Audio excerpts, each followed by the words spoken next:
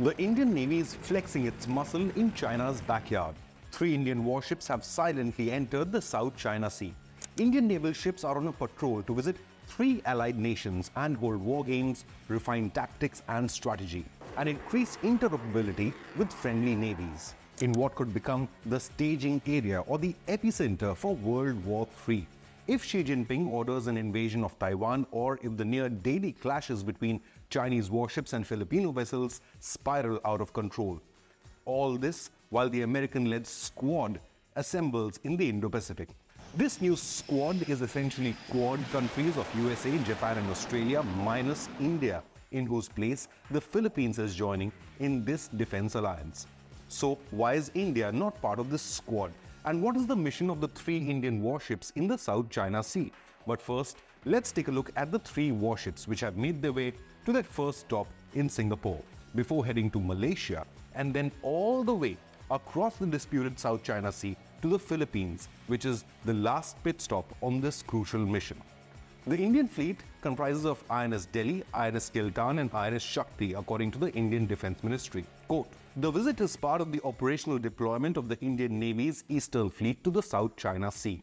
The Indian Navy's Eastern Command is headquartered in Visakhapatnam, which regularly sends its naval assets on missions to the Indo-Pacific and the Indian Ocean region. Now, this deployment to Singapore is being led by INS Delhi. Now, this is a formidable guided missile destroyer in the Indian Navy fleet.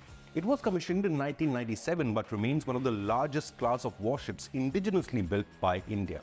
INS Delhi is 163 meters long and 17 meters wide. It displaces 6,200 tons and has an operational range of 45,000 miles or 7,200 kilometers. This class of Indian destroyers can reach a top speed of an impressive 32 knots. It is armed with BrahMos supersonic cruise missiles apart from Barak 1. It also has an armament of 48 surface-to-air missiles to target enemy jets or drones. The 3 Indian warships were welcomed by personnel of the Singapore Navy and India's High Commissioner to the nation. Soon, India and Singapore will also hold the 31st edition of the SIMBEX bilateral naval exercise in Visakhapatnam later this year.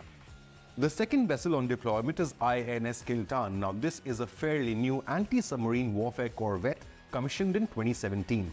Built under Project 28 of the Indian Navy, INS Kiltan displaces 3,000 tons and has a top speed of 25 knots and a range of nearly 5,500 kilometers.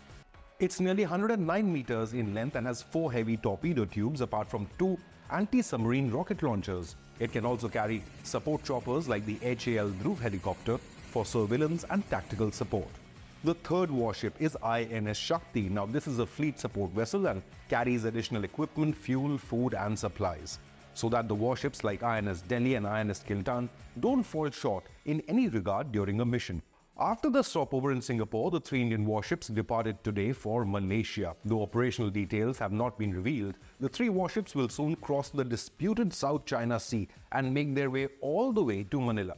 Now, this is another sign of the growing India-Philippines defense ties, which are being driven by a common foe in China. Both Philippines and India have been victims of Chinese salami slicing tactics. Both New Delhi and Manila have now said enough is enough. Indian Air Force recently delivered batteries of Indian BrahMos supersonic cruise missiles to the Philippines Marine Corps. Manila will now use these lethal missiles for its coastal defense. Weighing at nearly 2.5 tons apiece, each BrahMos can travel at Mach 3 and has sea skimming capabilities to meet any enemy air defense. At ranges of 350 kilometers, the BrahMos is nearly impossible to detect, traveling at 3 times the speed of sound. Even a single hit is enough to send any Chinese warship to the bottom of the sea. Philippines hopes with BrahMos in its arsenal, the Chinese Navy would not attempt to use live fire against any of its vessels. India has also offered its Tejas Mk-1 fighter jet armed with lighter BrahMos NG missiles to the Philippines. However, Manila's real defense ally in this theater is America.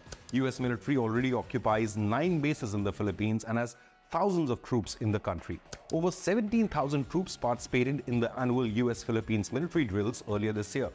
The US-Philippines alliance is a real defense pact aimed to curtail Chinese expansionist ambitions, shielding not just the Philippines, but also offering a swift response to any Chinese attack on Taiwan. No wonder then that the US has formed a new Squad alliance, including the Philippines, Japan and Australia in this Indo-Pacific theater.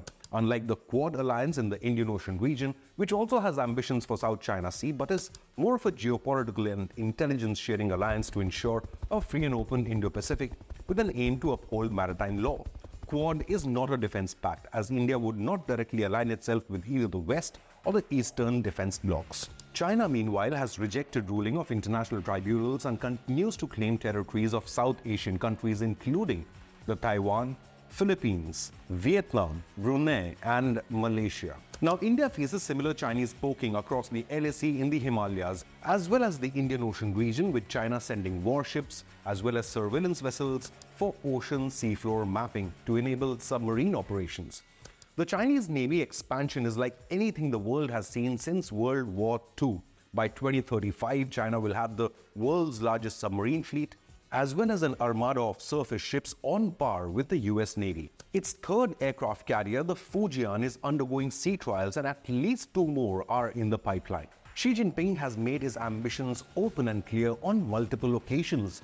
He wants to be remembered as the man who, quote, reunified Taiwan with the Chinese mainland. Xi Jinping has never ruled out the use of force before the end of his lifelong rule and has ordered his PLA military to be ready for real combat. All this points to one thing: South China Sea is like a ticking time bomb, ready to explode by even a single miscalculation.